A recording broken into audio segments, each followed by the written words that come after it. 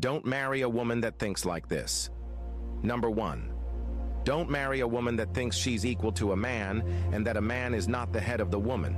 Let's get this straight. Equality of worth is not the same as equality of roles. Yes, men and women are equally valuable before God. But in the order of marriage, God made the man the head and the woman the helpmeet. The Bible says clearly, "For the husband is the head of the wife, as Christ is the head of the church." Ephesians 5:23. If she believes she is equal to you in headship, get ready for daily power struggles. Two captains cannot steer the same ship. A woman who refuses to acknowledge leadership will argue, resist, and rebel at every turn. She won't see you as her partner, she'll see you as her rival. Don't marry a woman who thinks like this unless you want a marriage that feels like a wrestling match. Number 2. Don't marry a woman that thinks beauty is all she can bring to the table.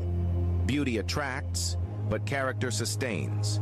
If her whole identity is tied to her face, her curves, and her Instagram likes, then beneath the glamour lies emptiness. Looks fade, skin wrinkles, bodies change, but wisdom, loyalty, patience, and virtue endure. A woman who thinks beauty is her only offering will not invest in her spirit, her mind, or her values. She will be obsessed with packaging while her character rots. That is not a wife. That is an illusion. Don't marry her and expect peace. Number 3. Don't marry a woman that thinks her money is her money and her husband's money is everybody's money.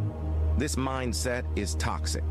Marriage is partnership, not dictatorship. If she hides her income but demands full access to yours, you're walking into financial slavery. The man is the head of the woman and, of course, must provide for his wife and children. But a woman that doesn't support him at all yet takes so much from him without assisting in any way, especially when she has, is toxic. The truth is, money is one of the biggest sources of conflict in marriage. A selfish woman with a greedy mindset will drain you dry and still complain you don't do enough.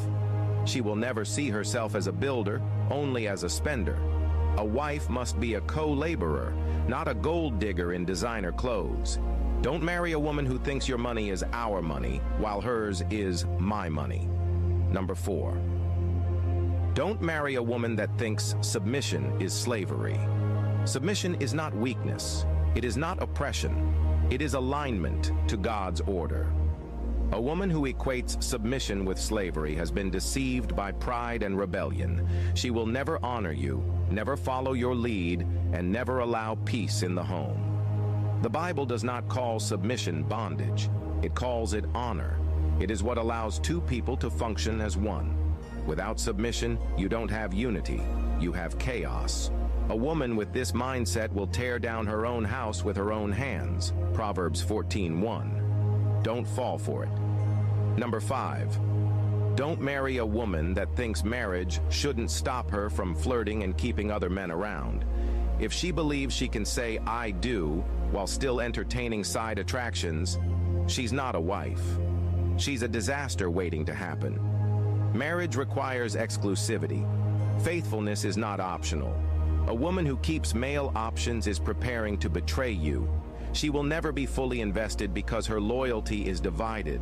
Marriage cannot stand where trust is broken. If she still craves attention from other men, leave her to them. She's not ready for covenant. Lastly, don't marry a woman that thinks sex is all about when she wants it. Sex in marriage is not a weapon. It is not to be rationed out like punishment or controlled like a bargaining chip. It is a sacred bond that belongs to both husband and wife. A woman who thinks intimacy is all about her timing and her feelings will starve you emotionally and spiritually. She will use sex to manipulate instead of to connect. And when sex becomes a battlefield, resentment replaces affection. Don't marry a woman who doesn't understand the sacredness of this union. Bro, marriage is not just about the woman you love, it's about the woman you choose. Don't marry a woman whose mind is poisoned with rebellion, selfishness, vanity, or manipulation. Because marriage doesn't change a bad mindset, it magnifies it.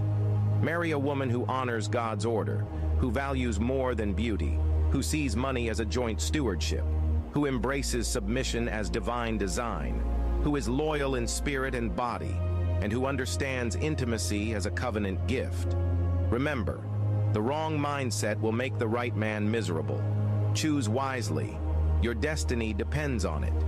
If you are not following me, you may not see me again. Like and follow this page for more amazing contents like this.